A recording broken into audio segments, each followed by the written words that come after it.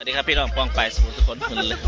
นี่มาบ้านพ่อแหลมของกุ้ง คลองบ้านแหลม คลองปลาแหลมครับเป็นบ้านของกุ้งครับผมวันนี้ก็มาคนเดียวครับเจ้าทีคนเดียวสะที่ไหนล่ะ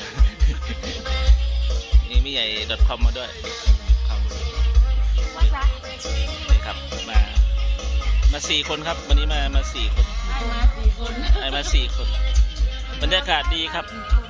นี่ครับทุ่งนานะครับผมนี่ครับก็มีหลายร้านนะครับมีหลายร้านตามคลองนี่เลยครับอีกคลองน้ำไหลจอดโน่นครับบรรยากาศดีนี่ฮะยาวเลยมีหลายร้านครับ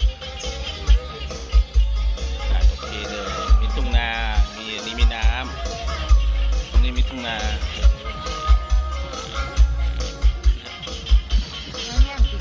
สุดดีสุดยอดอีหลี .com กรุ๊ป ไม่อยากถึงไงเลย